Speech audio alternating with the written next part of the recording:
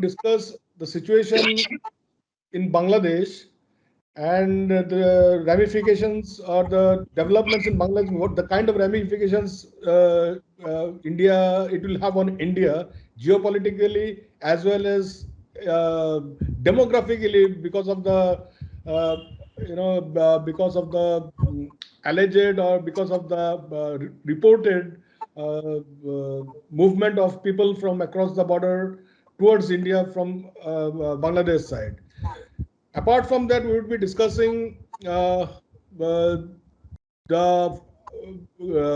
relations that India had with Bangladesh so far and how it is going to develop from now onwards.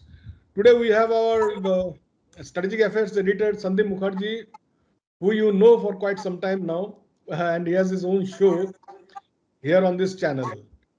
For the first time today, we have uh, uh, Mr. Rattan Sharma, a veteran BSF commandant commanded troops in the eastern sector, especially in Bangladesh border. He served in the Tripura sector as well as in West Bengal and Meghalaya, and he served in Assam as well. So he has a vast experience there in border guarding and border management. So he would be giving his perspective of the trans-border activities that are going on, the challenges that the BSF faces today uh, in light of the new developments. And then we have Colonel Pradeep Saxena, a 1971 war veteran. He participated in the liberation war of Bangladesh and he fought alongside Mukti Yodhas also in Bangladesh. He knows Bangladesh inside out. He knows a lot of politicians who had been with Mujib, a lot of freedom fighters, and he brings a vast wealth of experience and information to us with his the kind of background that he has. And he is a war veteran. Not only that, he served in the Indian Army for many years. He was an artillery officer, and today we are quite honored to have him in our panel discussion. Of course, you know him. He appeared on our show on the Sundarachung incident to discuss the Sundarachung incident. No, not the incident. We can't say incident. It was a full operation which went on for nearly 3 years in the late 1980s. So, Colonel Pradeep Saxena, and here I'm handing over the mic to Sandeep. Sandeep, please carry on from. Yeah. So today, if I understand correctly, we will be discussing the recalibration of relationships between India and Bangladesh. Ever since 1971 Freedom War, India and Bangladesh willy-nilly have had a very close relationship, for better or for worse sometimes.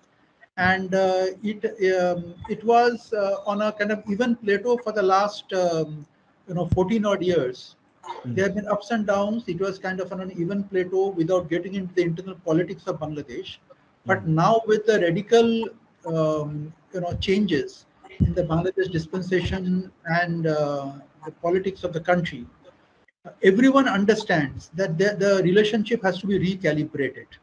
Right. Now, why it's very important that we have Indian officers who are acquainted with the situation in Bangladesh firsthand.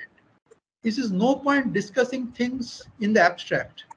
Right. So I will request, before I come out with my bit, I will request Commandant Ashish Sharma, since he has been active as a BSF commandant on the Bangladesh border postings in Meghalaya and Tripura. What has been your experience, sir, in border management? You see the relationship firsthand on a day-to-day basis. And it's not the nice side of the relationship necessarily, So what has been your experience till now? See, if we see the Bangladesh border, it's if we practically see the Bangladesh border, it is almost 4,000 plus kilometers, exactly 4,096 kilometers, covering longest border that India shares with its neighbors. It is even longer. It is the longest border, in fact. It is even longer than Alice. 4,096 kilometers of border, covering the state of West Bengal, moving up Assam, moving up Meghalaya, moving up Tripura, and then Mizoram.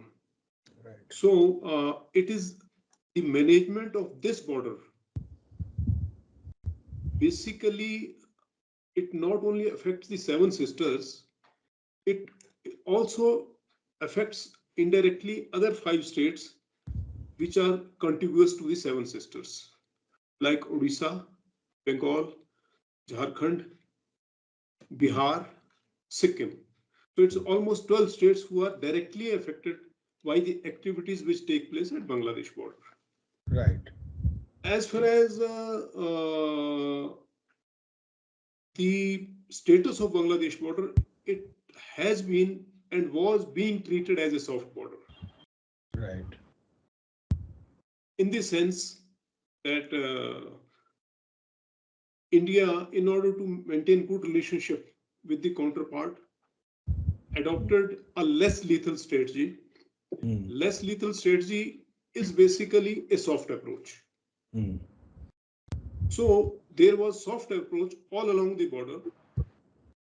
And as a result of that soft approach, the due attention which is required on the Bangladesh border in terms of security apparatus, that has not been given. So in order to maintain good relationship with the government across the border, Bangladesh government, and basically we can speak of 2009 onwards, the Awami League government, we have adopted a soft approach. Though the soft approach was in return for many benefits which we had in terms of stability in our northeast, in terms of reduction in infiltration, even cattle smuggling has also gone down. But if we see the status of Bangladesh border, in terms of heavy population concentration starting from West Bengal, in terms of poverty, in terms of internal instability inside Bangladesh, in terms of militant groups which were there in Chittagong hill tracks, Bangladeshi militant groups, I'm saying, Bangladeshi militant groups who have now become active and they have celebrated the downfall of Hasina. So A India little has louder. Commandant Sharma, a little louder. Okay. So India has reaped the benefits of Awami League government in Bangladesh. However, in turn, the due attention has not been paid towards border management and border security. Sir, if you would allow me, just a second. I just pulled out some stats. From 2000 to 2020, Bangladesh alleges that 1,236 Bangladeshi nationals were killed by the BSF and 1,145 were injured. This is between 2000 and 2020. So this cannot be a one-sided affair, no, like that BSF only killed Bangladesh. Even Bangladesh rifles now, Bangladesh border guards, they must have also, like done similar. You can say, I won't use the word atrocity here, but they have carried out killings like that of Indian nationals along the border. See, the border security force is there on the borders to protect the borders, Right. to maintain the sanctity of the borderline or zero line. Now, basically, the government of India approach or BSF approach in consonance with the government of India approach has been to strictly practice less lethal strategy, which means not to fire lethal weapons. Okay. The lethal weapons have only been used once the situation has gone out of control.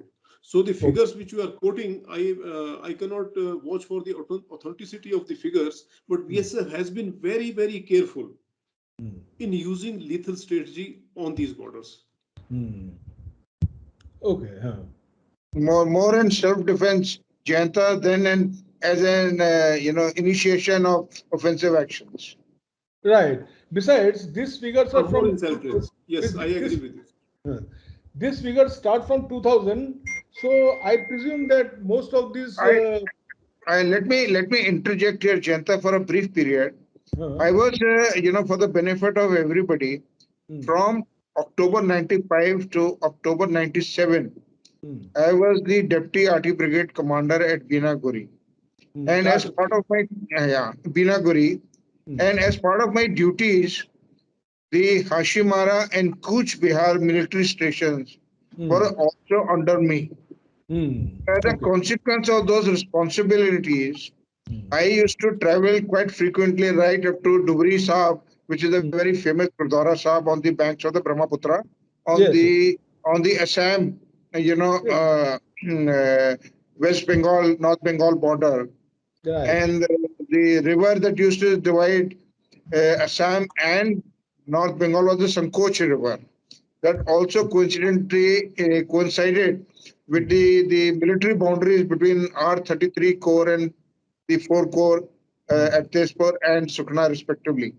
So right. I am aware of the imbalances, the demographic imbalances that existed, especially in Dinhata corridor as it was known as.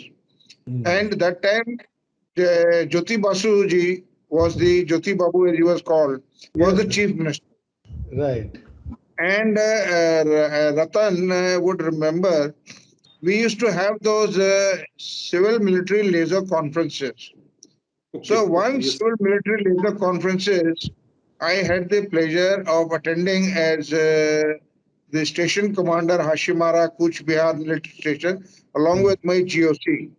mm, And this was presided over by Chief Minister Mr. Basu, and it was mm. held in Siliguri.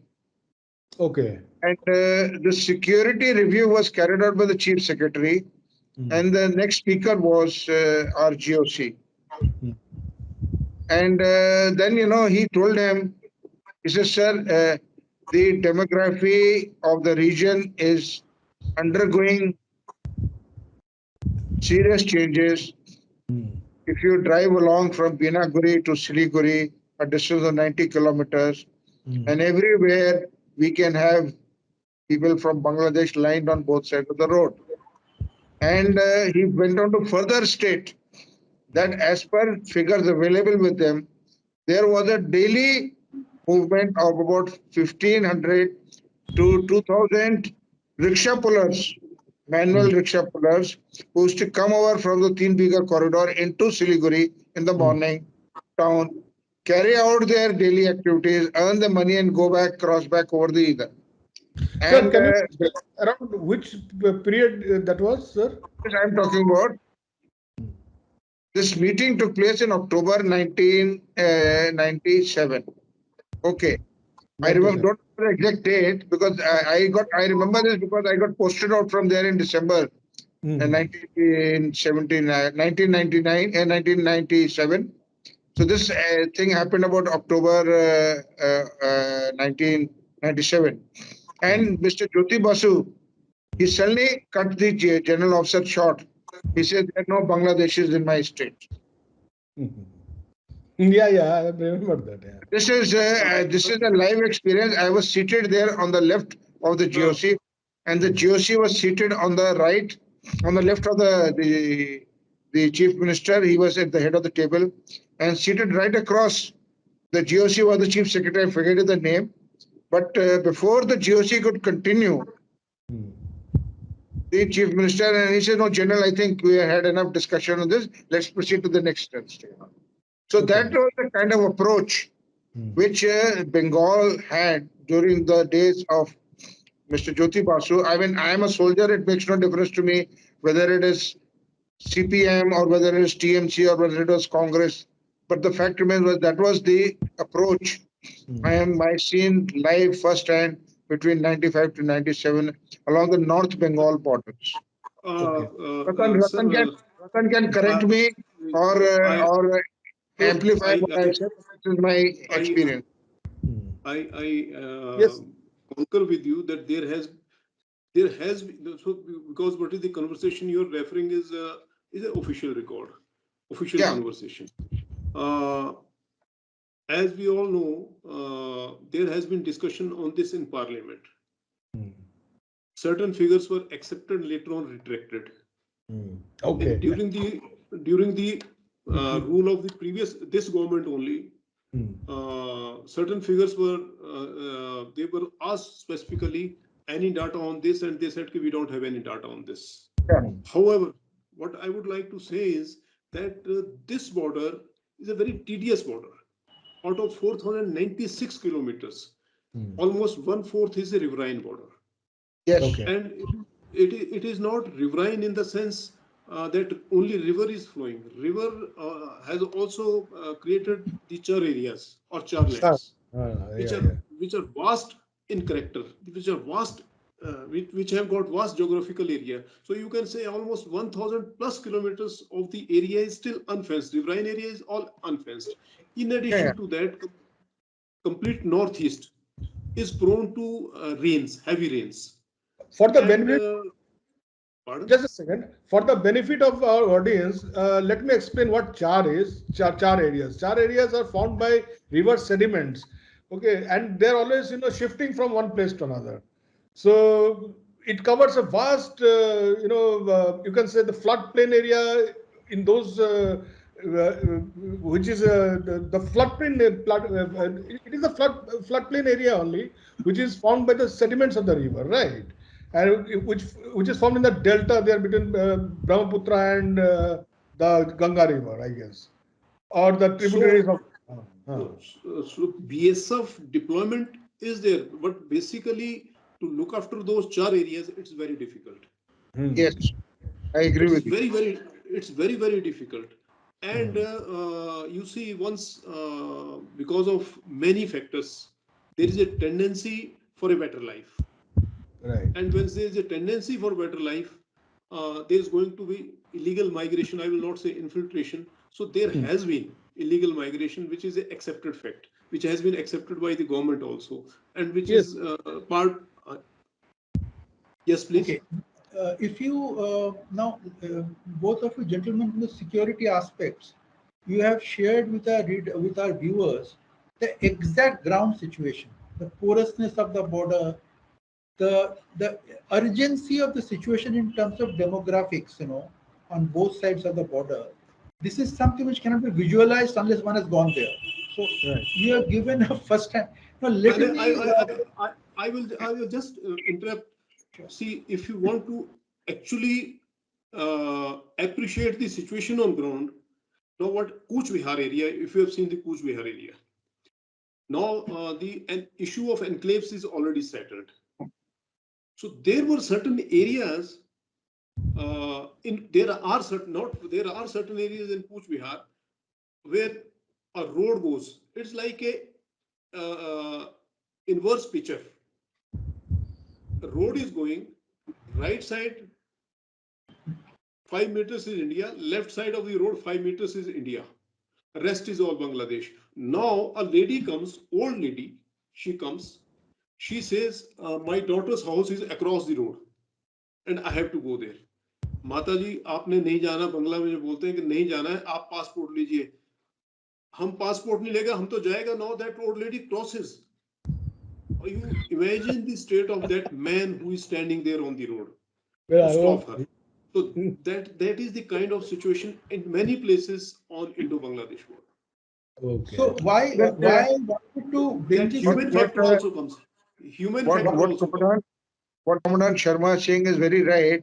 A similar situation exists at Punchiling, which is the border between India and Bhutan. The Jaigaon border. house you enter, the house you enter is India. You open, open the other side of the Yes. house, the door of the other house, and you are in Bhutan. Yes, I used to play cricket there. So one side of Yeah. the ground was Am I Jaigaon. right, Commandant Sharma? And Punchiling, you'll enter the house from India side and you'll exit from the Bhutan. Yes, yes, I have been there, sir. You are in a foreign country. So Yeah, see, you are in country. despite when I was wearing young, uniform, that human angle also has to be considered. This foreign service medal of mine is servicing in Bhutan only. Okay. when I was just to say, when I was young, I used to go there and play cricket in Jaigaon. So one side Yeah. of the ground used to Yes. be Punchaling, and one Yeah. side of the ground used to be Jaigaon. No, I Yes. stayed in Hasimara. My father was posted there. So Yeah. I had a lot of friends coming from Funchaling. So every Sunday or every second Sunday, we used to go there. Yeah. Jagav comes Jayanta, what between you were Punchiling and Hashimara. Jagav Yes, what comes you were between Punchiling and Hashimara. what you yeah, were I know saying, this place. I've Jayanta, got what you many were friends. I keep saying, on. I would like to, for the benefit of our viewers, put this in perspective. You see, when See, what people I, say concern, if I may speak now, this area which Commandant Sharma has mentioned, I would say specifically, and Commandant Sharma, you are free to correct me. This portion which is there from the Nepal, Sikkim, West Bengal border in the west and stretching towards till Dubri Sahib in the east. This Cooch Bihar, or as we call it, the Siliguri corridor area, is the one which is of strategic concern to us, not only from Bangladesh point of view, but from China point of view. You see, because the Chumbi Valley is the dagger which is pointing into India, we have to be very careful with regard to whatever management we do, whether it is borders, whether it is demographic, whether it is political, whether it is economic, and whatever be it is. This is that area which is going to be our Achilles heel Hmm. if we neglect. And let me tell you, I'll be very frank, I am not a politician, I have no affiliation for any political party. I was very distressed when a few days back I heard that the BJP was trying to create a separate state, raise a demand for a separate state for an independent Cooch Bihar state. No, no, no, nothing. I'm not talking about whether West Bengal should be further partitioned or not. But I'm going to tell you very frankly, it is will be the biggest mistake anybody would have ever made in their life if that state is carved out from that area. You will give it away to China on a platter. And once that stretch of land is gone, you can kiss all the seven sisters goodbye, my friend. That's all. As simple as that. I'm being as blunt as that. sir, now Commandant can I Sharma, join to? Commandant Sharma can, disagree or agree with me, but this is my reading. Okay, please. No, no, Sir, Uh, what I, if I may, you see, this has to be understood by the lay viewer, the geostrategic aspect, since you two gentlemen can visualize it. You have walked those lanes, walked those We lived streets. there, yeah. We You lived there lived every there, day. walked there. So for our lay viewers, let me paint the picture, because otherwise they get a very wrong. See, when you discuss this in parliament or in newspapers about infiltration, you don't get the picture. Let me now, in my capacity as a military analyst, bring the total picture.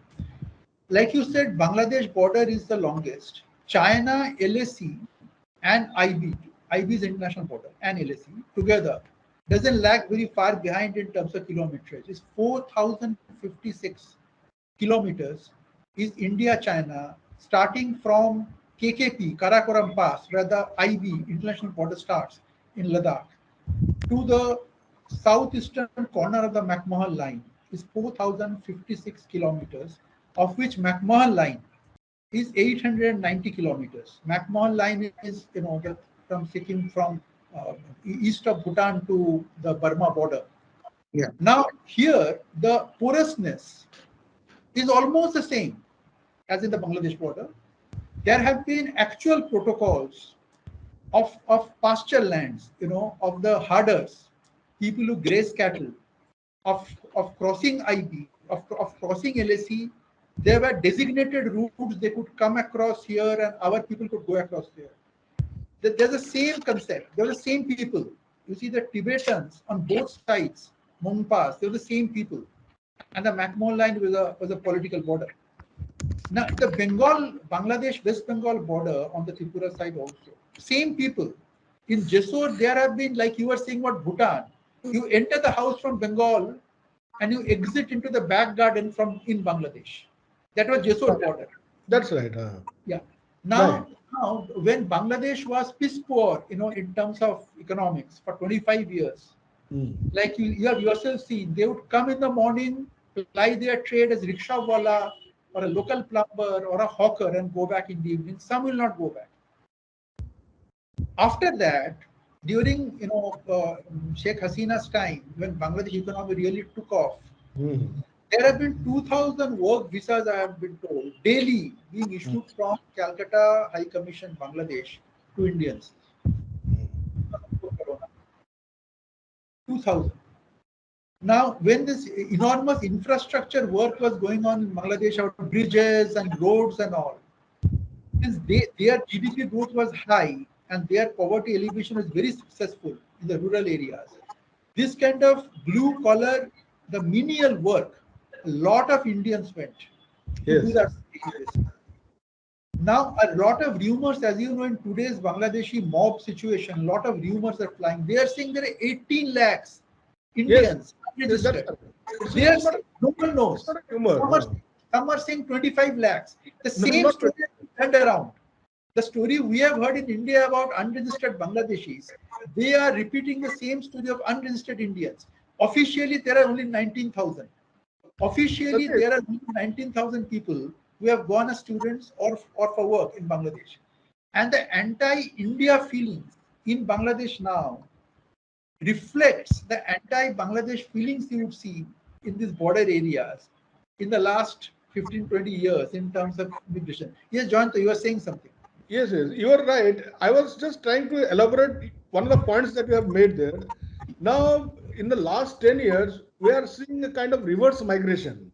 Okay, and there are more than 1.5 million Indians, undocumented migrants working in Bangladeshi factories in the suburbs of Dhaka, in the oil rigs of like Chittagong hill tracts and all those things. I am aware of it in Cox's Bazar area. No, but that's a rumor. We don't know. That figure is not substantiated. No, it's not a rumor. It's not a rumor. I'll tell you. I didn't, and I don't have the research paper on my in my hand.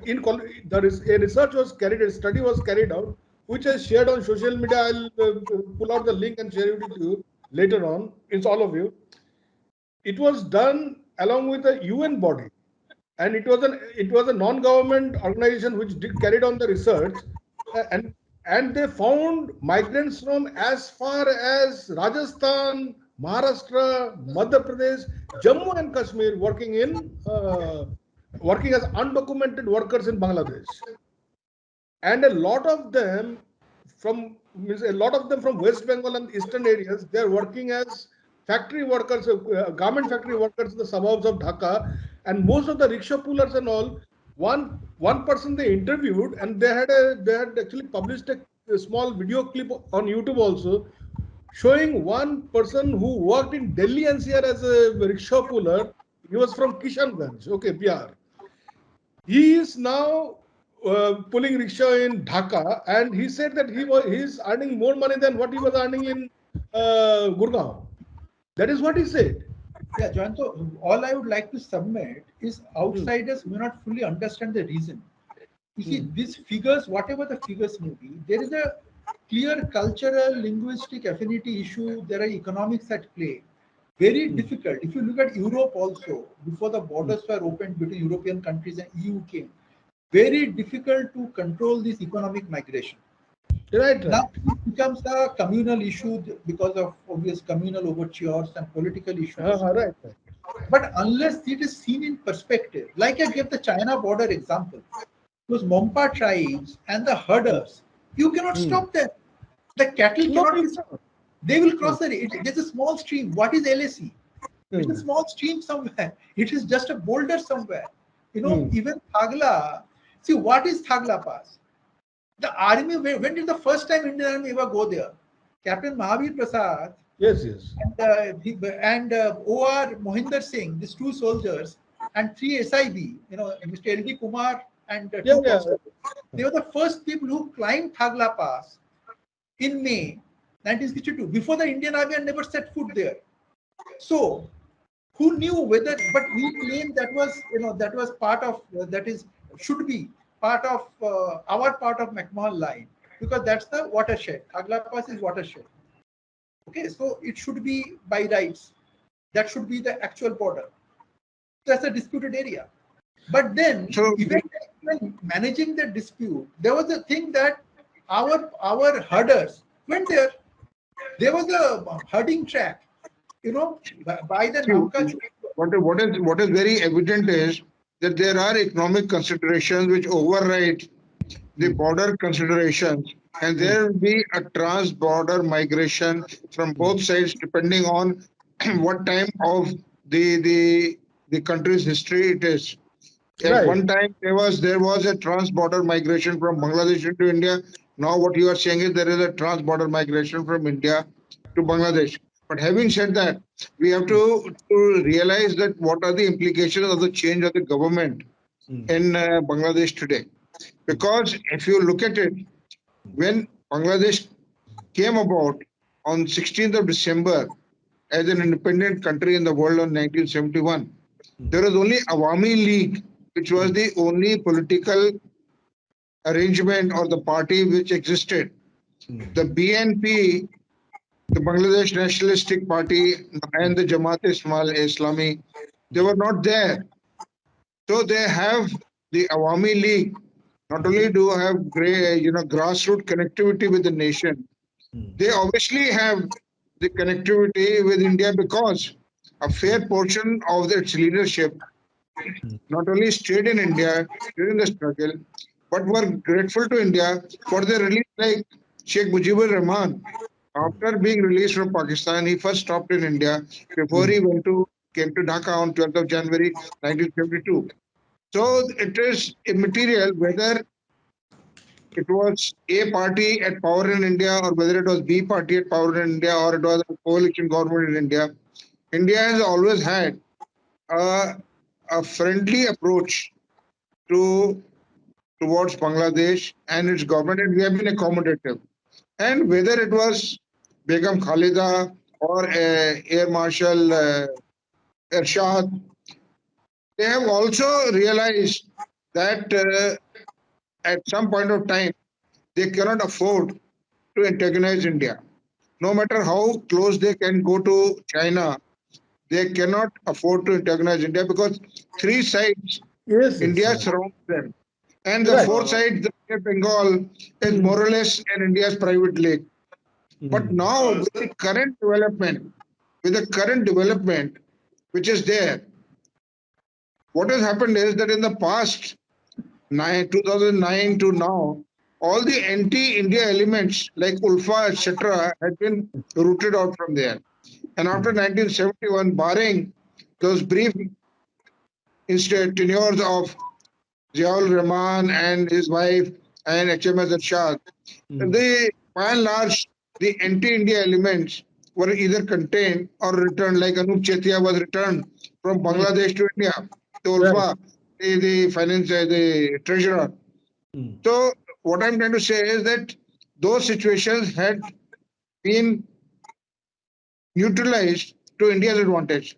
But with the present dispensation coming in about, there is every likelihood that some elements which are inimical to Indian interest could get a boost, especially with the situation in Manipur not being too okay, and with a portion of the Manipur population taking refuge in Mizoram, which Commandant Sharma would know better than all of us. It is bound to aggravate because I'll tell you, all, let me just digress, move a little further to the east. Myanmar also, that is erstwhile Burma, is not also in a good health as a state. They are also having an internal conflict.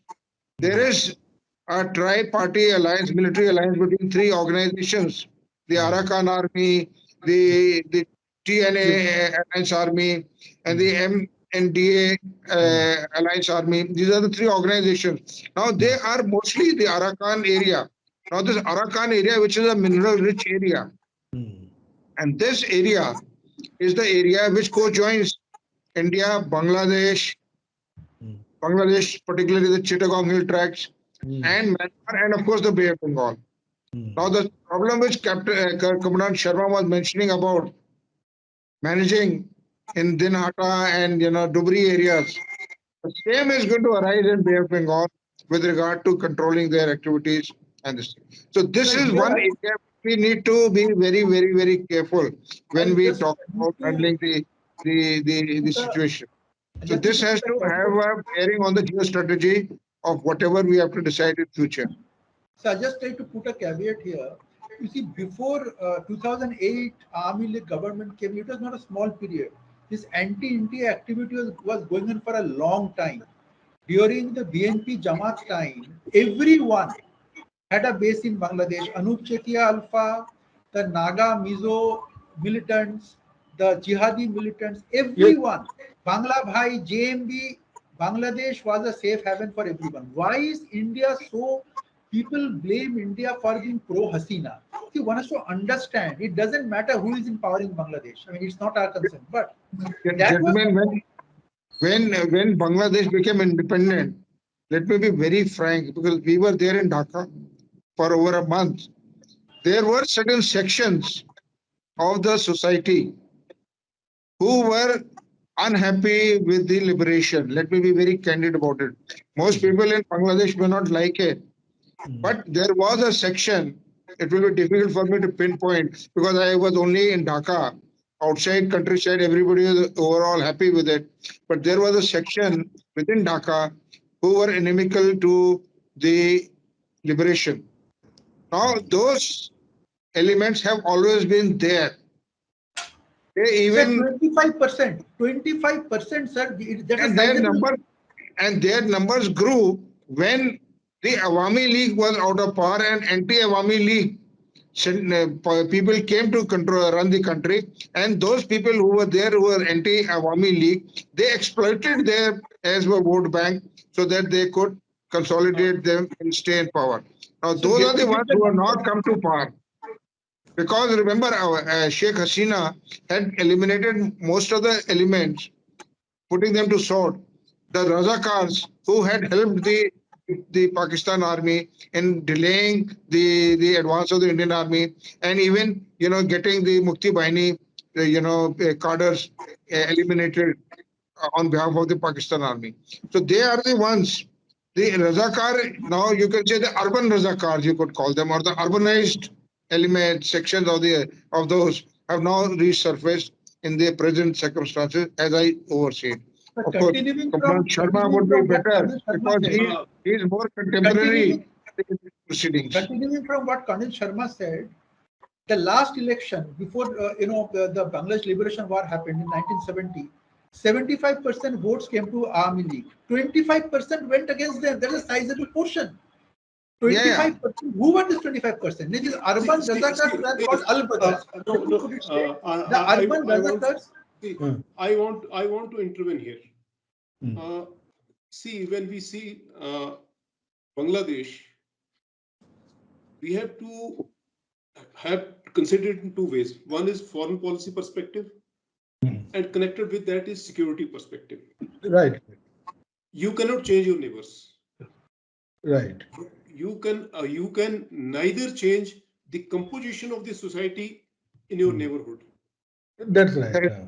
Now, if we consider our neighbors, be it Sri Lanka, be it Maldives, be it Bhutan, be it Myanmar, and now be it Bangladesh, we You're right. find our relationship with all the neighbors are strained to some extent.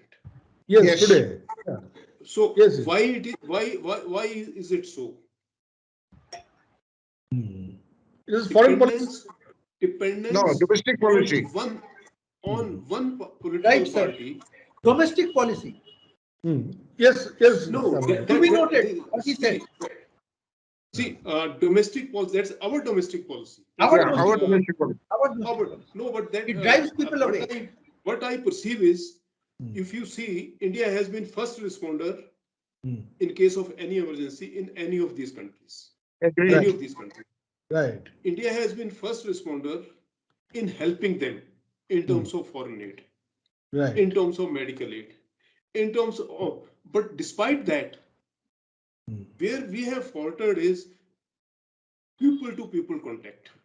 Sorry? Right. We have People to people to people. people contact or understanding the sentiments of the locals That's and correct. taking them into consideration of government policy. Right. Right. we have not been able to do that. You see, now what is happening in Bangladesh?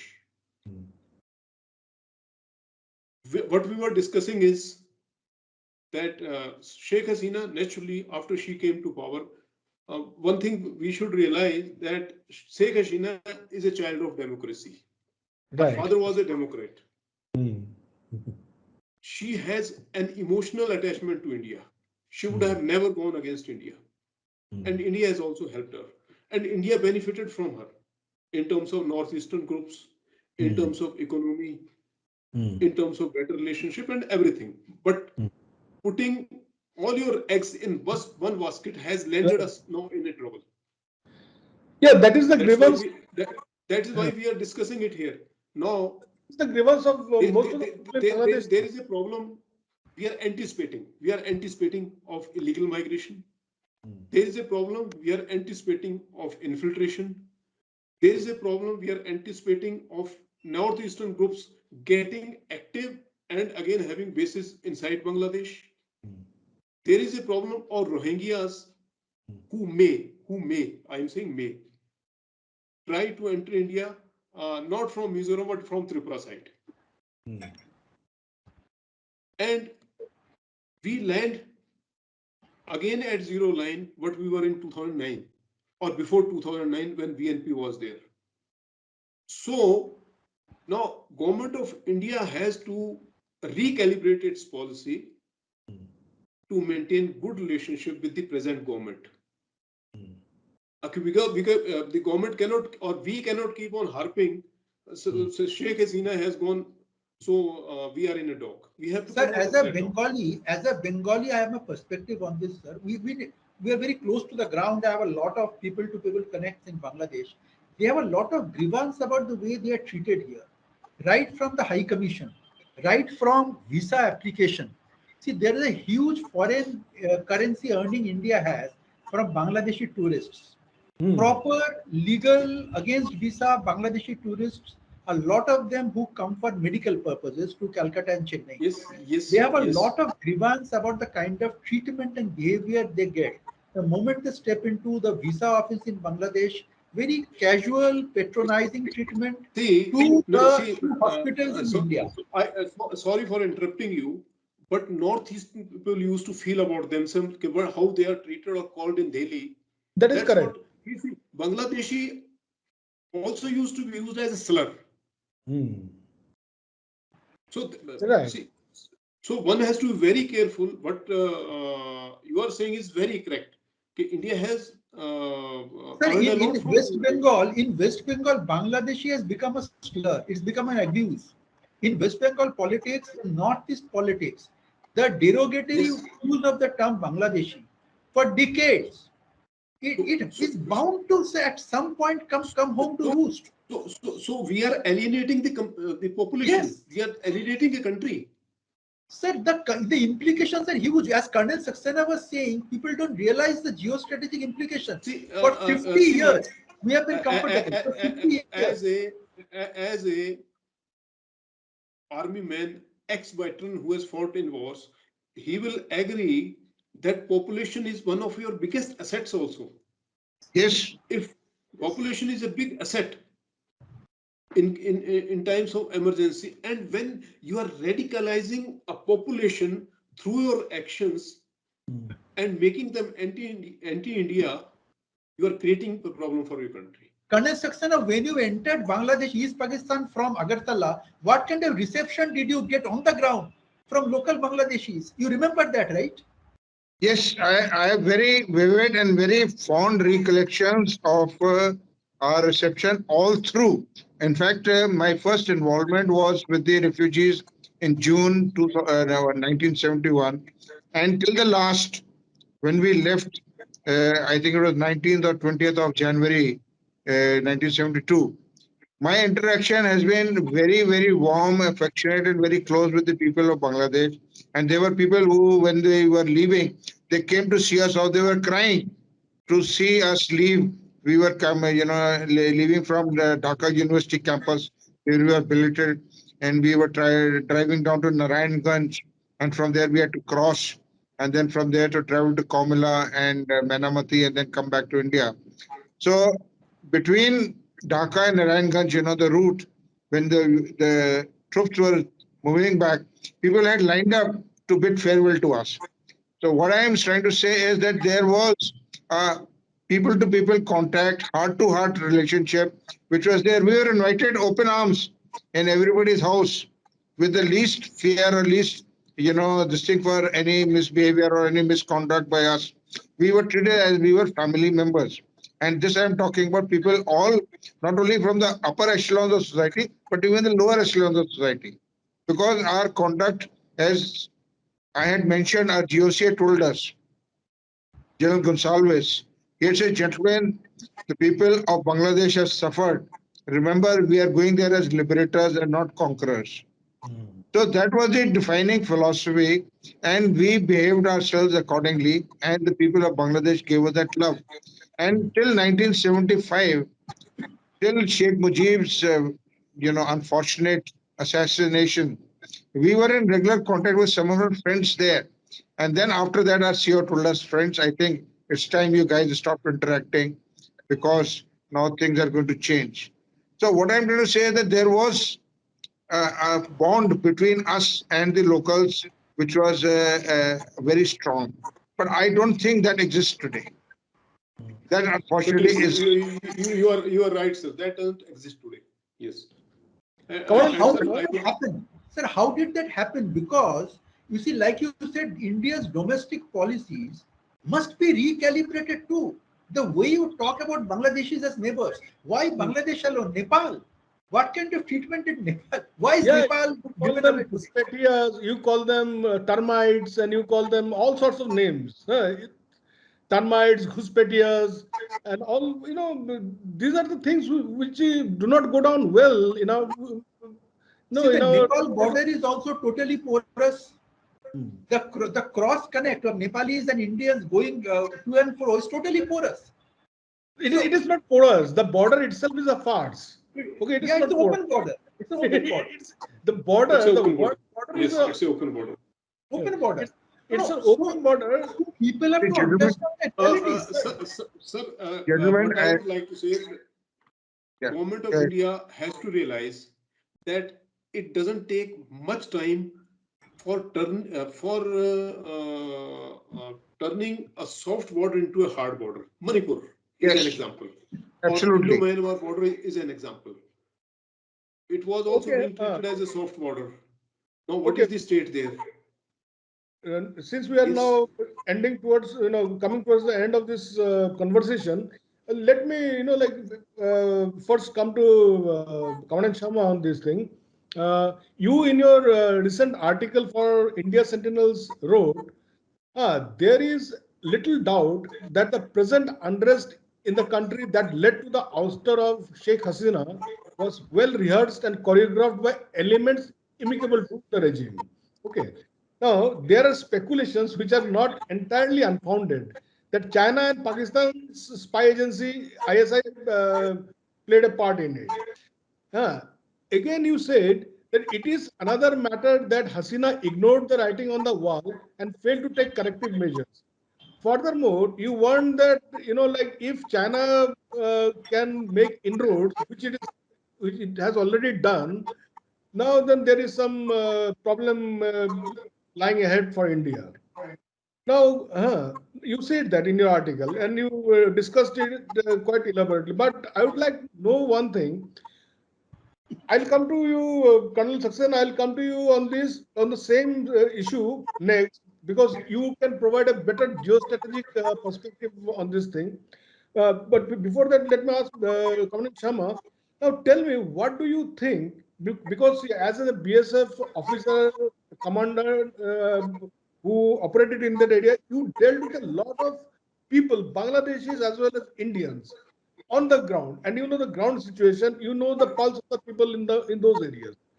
Now, how do you think, like we can improve our relationship with now from here onwards? What would be your advice to the government so that things get back to normal and so that the old bonhomie is restored? Now, let me ask you that. Okay. First of all, the government of India, see, concerning how things happened in Bangladesh, and things came to such a pass that the Prime Minister has to leave the country and land in India. Right. Certainly, external forces have played a role. Be it ISI, be it China. China already had footprints in Bangladesh in terms of infrastructure projects. Yeah, even in military. military. In military, the military is basically equipped by China only. They have got a footprint in Cox's Bazar, BNS Sheikh Hasina. Yes, yes, yes. So and ISI, certainly where China is there, ISI will be there. That's my reading. No, even a Bangladesh accepted that ISI operates on itself. So they created the environment, and the administration or local government was not able to read it, or they read it or they ignored it. So now from this, I will take it in two ways. Firstly, India has to strengthen its border management. Right. First thing is, now with radicalization or new government coming and anti-India feelings running high in that country, and what is being anticipated by the establishment is that there may be large-scale migration of Awami League supporters who feel threatened there. There may be migration of minorities. Rohingyas may take lead and move into India. Connected with that is the factor of touts who are operating on Indo-Bangladesh border on both sides, who facilitate this movement from various places. So now BSF deployment there has to be strengthened, and especially the riverine areas. See, fenced areas is okay, especially the riverine areas. And if this has to be strengthened, it has to be additional boots on ground. Okay. If it has to be additional boots on ground, there has to be additional raising, because you don't have any reserves. There are no reserves available. If somebody says that we have got reserves, I don't know where are they. So there has to be additional raisings, additional boots on ground. You have to bring down the area. Secondly, you have to lay down, you have to have a strategy. So what is our strategy? Whether we want to be soft or whether we want to be hard. You have to lay down a line of ingress. What is your line of ingress? You will not allow any Bangladesh, any illegal, I will not say Bangladeshi, I will say any illegal immigrant beyond your zero line. Or we will allow them ahead, and fencing is our ingress line. If somebody tries to touch fencing, we will fire. So you have to give a message. Simultaneously, we have to convey this message, and in case we convey this message, we can convey to the present dispensation also. So we are acting in good faith. No country would tolerate that its sovereignty is being compromised through illegal migration, through infiltration, and I am sure the present dispensation in Bangladesh will appreciate that. Sir, here lies a problem. It has a flip side also. Like if you shoot the incoming migrants, you also antagonize your local population also on this side of the border to a certain extent. And if the border population is antagonized, then there will be more such, undocumented migration. I don't think the local population will be affected. Local population on our side will be affected with this. There are relatives. See, what is happening is local population, I don't think will be much affected with that. But if you don't lay a policy or a strategy, see, it cannot be that you people keep on coming into your country and you are having a soft approach. So gentlemen, whatever we do, we have to first of all keep our eyes on the radar on the stake. What is at stake? Come to the strategic perspective. Our entire eastern front is being stretched from 14 core area in Ladakh from 2020 onwards. We were heavily deployed. We had taken people from 3 core area. We had taken people from 15 core area. You look at the situation in Jammu today, what's happening in the Jammu, our side of the LOC. Once Manipur became a kinetic active front, Manipur within, because Burma, Myanmar, the state has collapsed in the this part of Indian border side. Yes, The state has yes, collapsed. that's Like correct. See why that is happening. That's why I am saying you have to have increase your boots on ground. In case you don't, why it happened? You are shifting from this place to this place. That's basically situational management. You are just managing things, situation to situation. So you have to have boots on ground. You have to increase boots on ground. sir, where are the boots And on you have, ground? No, no, where are the pardon? boots on ground, sir? So where are the numbers? I am saying we have a limited number of units, active units, right? And we That's have what I'm deployed. saying. So you have to go for additional raisings. You have to go for additional raisings. Yeah, that is There what is you no other way argued in out. Sir, your. you look at the revenue expenditure in the defense budget, 1.9% of GDP, not one naya paisa in terms of See, percentage of GDP No, increase. no, see, gentlemen, you see, the new raisings don't have to be only for the defense in the defense forces. We can have it in the central armed police forces also. Yes, yes, We yes, can that's what I'm increase the saying. That's strength what of I'm the saying. So, we can sir, increase the strength of the BSF. We can increase the sir, strength of the CRPF. We can Hmm. increase sir, the strength of the SSB. We can increase the strength of the Assam rifles.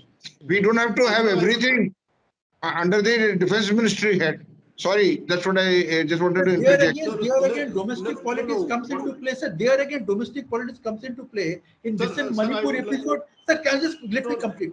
Sir, this mhm. recent Manipur episode, even Assam rifles were not accepted, sir. If you have seen that, Assam rifles was not being accepted, and our 3 crore people had to go in, and you know the kind of situation they had to operate under, where people were being snatched from under right under their nose, and they could not do anything. Sir, the situation is grave. Commandant Sharma has a very valid point. And let me just highlight the point which Commandant Sharma is saying.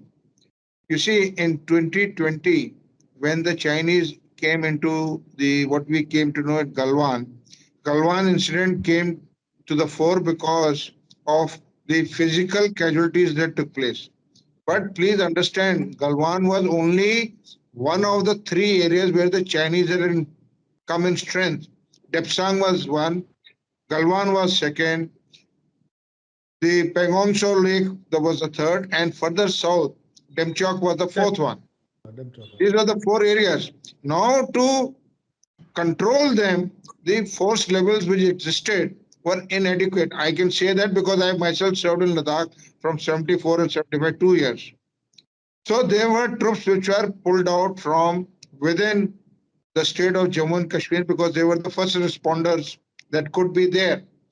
That resulted in certain voids which came about. One of the voids that came about was very evident, as we have seen recently, is the Riasi region in Jammu area. Now that is where we have seen the increase in terrorist activities. What the government is doing, we are pulling out troops from Manipur, Tripura, Northeast, Assam Rifles, pushing them because for us, Assam Rifles is a specialized force for counterinsurgency. Fine. They'll go there. But what has happened is the day this news announcement came that Assam Rifle elements are going to be put into the Riasi region, within 48 hours, Bangladesh happened. Yes, Sheikh yes, yes. Hasina had to leave 48 hours. That is where, when all of us think, we have to think from the point of view of the Chinese. The main threat is China. Pakistan is just a colonized version of China. The big advantage with the Chinese is they not only talk in Chinese, they think in Chinese. And unfortunately, for us, our polity, our polity is only restricted to the various M's. I'm not going to elaborate, but all the various M's which are there, they are only involved in minority bashing. They don't realize that what Commandant Sharma is saying. We have in the process antagonized all our neighbors. When is the last South Asian Federation meet we have had? I don't recollect anyone in the last 10 years. There was an Sir, opportunity for each one of us to interact with each other, break ice, break bread, sit, there are committees which sort out the things. And then you go and, the secretary level meets, then the prime ministers meet and all that, so on and so forth. When is the last time we have had? Everybody is focused only on that M factor in the country. With the result, sir, from yeah, sorry, you're saying something? please, Yeah, please, with please. the with the result that that sentiment has now become all encompassing around our country. And China has tried its tactics in Sri Lanka by making it economically its colony. Now Bangladesh is the next one. And this is where the elements of Pakistan, ISI, were able to exploit that, see, India is your threat, not Pakistan, not China. And we are going to be there to this thing, and that resulted in the overthrow of Hasina. It is Sir, that what we have I to see. And now we have to have, you see, we can push footfalls or boots from elsewhere, but we have to create. You can't send a raw soldier to fight in the counterinsurgency area. He'll get killed. So we have to go about in a deliberate manner, but first and foremost, we have to recalibrate our approach, or we have to stop making our national policy hostage to the domestic policy, political policy, I would say. sir, And Jayanto, this is not just about M, it's about H, B, everyone. No. I mean, Nepal is H, Bhutan is B. No, What has happened in Bhutan? Just to put it on record, if Bhutan is willing to settle with China in return for non-Bhutan, It's very we are going disturbing. to be It's very in a big problem. No, We but will our face a foreign big problem. secretary and Katwara went there and settled the matter. Sir, I would like to say, sir, if you Yeah, this Commandant Sharma saying something. Commandant, see, there are, from the border management perspective, the eastern border with Bangladesh needs total recalibration and prioritization from the establishment, government of India. right. As of now, priority wise, I think it is being treated as a soft border. And treating it as a soft border has landed us in a problem. You need troops in J&K, okay. 3 companies from here, 3 companies from there, 3 companies from there. Where is the border management? Yeah. Where is border security? So now, what my recommendation is that Government of India, Ministry of Home Affairs, they need to carry out a threat assessment and analysis of this border. An audit. Considering an audit, considering the deployment, internal security deployment of all the forces, Army, BSF, CRPF. CRPF is now basically the internal security force, but it's not a law and order maintenance force. But Right. present day, it has become a law and order maintenance force.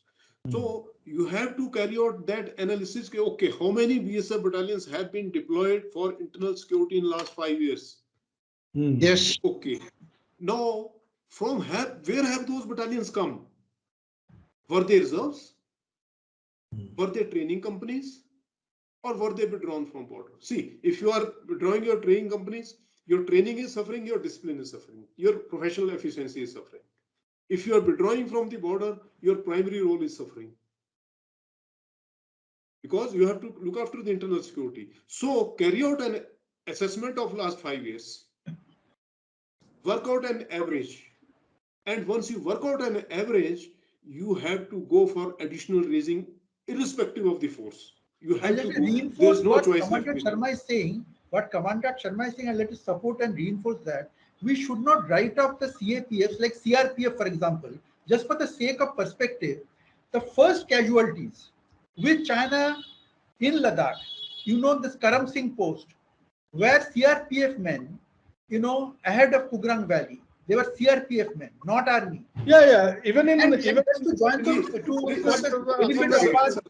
of our viewers, even in Tawang, sir, I'll just complete this, sir. Complete this. Even in Tawang, till 1962, till Indian Army and Assam Rifles went ahead and the posts were made, there was one CRPF platoon as the forward-most armed post in Shakti Bridge. Shakti Bridge is just, behind that Lumpu and that Niamjangchu Valley. That was the last Indian armed post, was CRPF post in Shakti Bridge, 40 men. Add one thing more to what Commandant Sharma has said. I totally endorse what Commandant Sharma has said. But Commandant Sharma, I would like to further add a point to what you have said. Our Home Minister has to step out of his office in Delhi and go and visit the borders around Bangladesh and along every border post. Then only he will know what the requirement of the BSF is. Then only he will know what the requirement of the Sharma is. Today, what he does is he spends better part of his time politicking which governor has to go and throw out which chief minister is to be thrown out, and which what you call party has to be brought up to this thing. I'm sorry, I'm being very candid. He No, is no, not no. acting as a home minister. He is acting as a Uh, political minister. He has Sir, never been sir, at least. Rajnath Singh used to go and visit the okay. BSF post in J&K if they came under shelling. This gentleman, I'm sorry to say, has not been anywhere in the last 6 years or 5 years. He has been the home sir, minister. I It is What time is let he me the has say, to step making out, here? go and down please. to the battalion commanders of the BSF and see, and then see what is the problem. He can't sit and carry out the border management in Bangladesh sitting in Delhi. That's what I'm trying Sir, to I say. can, sir, uh, in 1 minute, sir. Now you tell us what is the way forward for India to manage Bangladesh as well as manage its own security and strategic interests. We I'll have be to coming. first Uh, we have to first stop managing the bothering about managing the minorities in our country. Yeah? We have to start thinking about the see, neighbors, about the uh, geostrategic implications of our domestic policy. Then uh, only.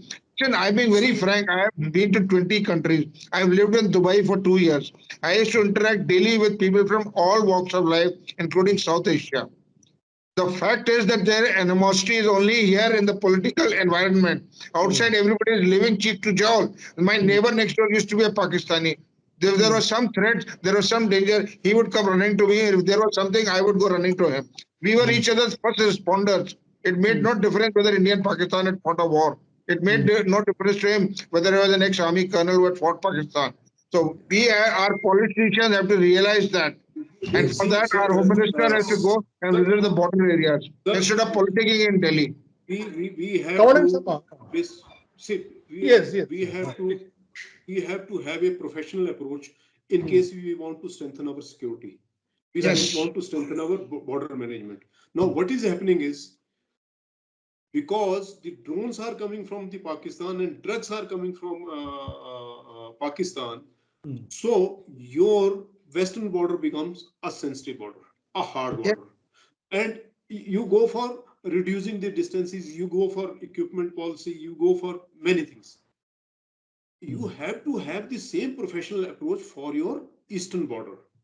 You mm, have to carry out an in-depth analysis of the problems being faced by the border security force there.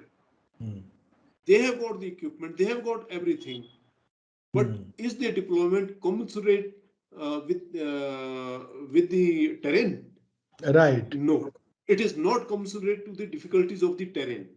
Mm, Large parts of the border, which are basically the riverine borders or the gaps, need strengthening.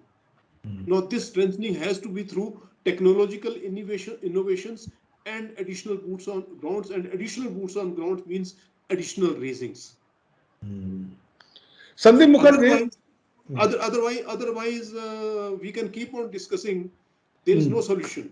And in case we have got strong borders, certainly mm, it is a deterrence to the people across the border. mm. We And need you are strong borders and not strong speeches. Okay. we Point need taken, sir. strong borders. We need strong Point taken. borders. Sandeep Mukherjee, I'm coming. Finally, I'm coming to you. I will wind up this program. Since you have got a lot of contacts there. You go to Bangladesh every now and then. You know the people there. You had been visiting. You had been meeting people. You had been mingling with them. You know Bangladesh very well.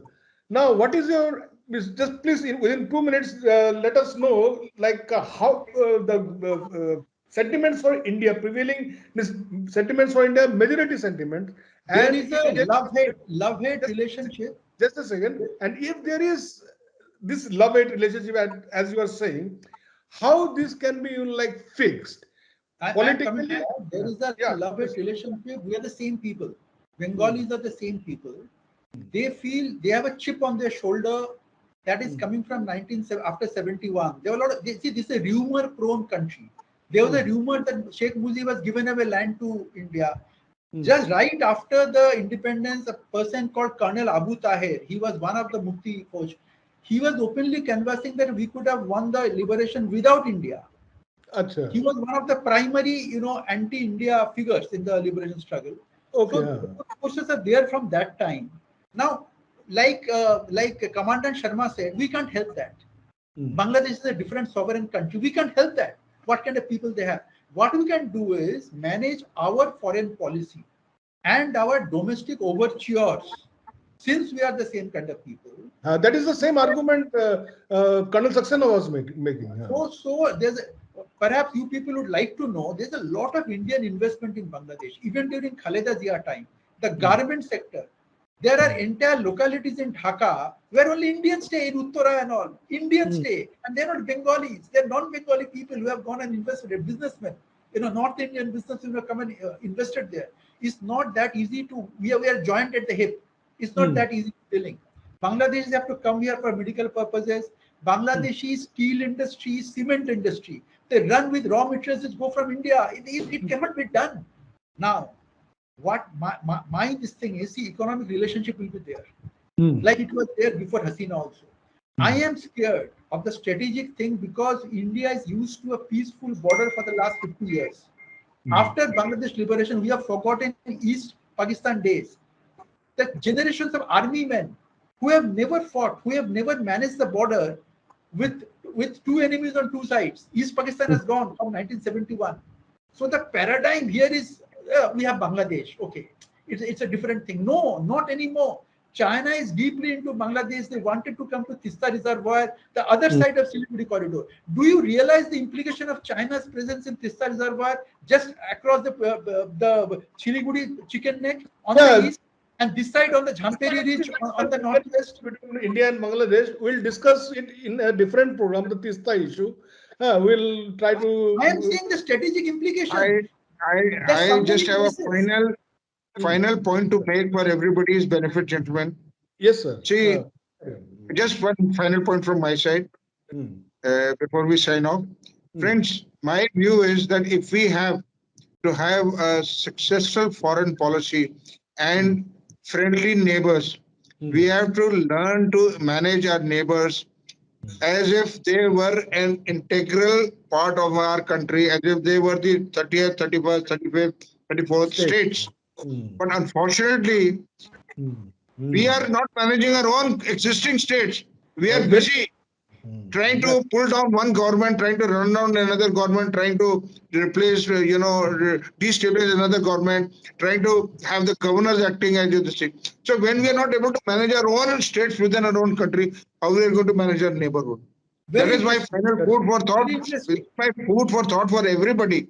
I personally, if I was there as a Prime Minister today, I would treat all my neighbors as if they were an integral part of India, because at one damn point of time, they were all part of India only. So we have to use this reality as an asset and build up a better understanding between each other, not in trying to call each other termites or Guspatias or by different names and different forms. We have to learn to coexist. Like Commandant Sharma very rightly said, we can't choose our neighbors. They are there, we have to learn to live with them. I think what Colonel Saxena said, this has been pronounced, this has been articulated now, but no one has done it before. That if we have color revolutions inside our own country, trying to topple governments, what do we talk of color revolutions elsewhere? The CIA has done this and ISI has done this. We have to first treat our own states like our own states. This is something which Colonel Saxena said, which is striking. Striking. Okay, now let us. It was a very good and frank discussion here today. We touched a lot of subjects, and we probably missed a couple of things here and there. Maybe next time, because this issue is going to carry on for some time now, as I read it, and I think we'll discuss on this issue. Highlighting some other aspects of the India-Bangladesh relations. Thank you so much for this frank conversation. It actually well exceeded our expectation. I was thinking that to wind up soon, but it became so interesting that we spoke for more than an hour and quarter. Okay, sir. So, thank you so much. Thank you. Nice everybody meeting you. Nice meeting everybody. Commandant Sharma, nice meeting your fellow gunner. And thank you very much, sir. And thank you, Jayanta sir, Sandeep sir. Thank you very much. Hmm. Thank you. It was Thank a you. nice discussion. Thank you, Jayanta. We'll Thank stay in you. touch. Thank you. Yes.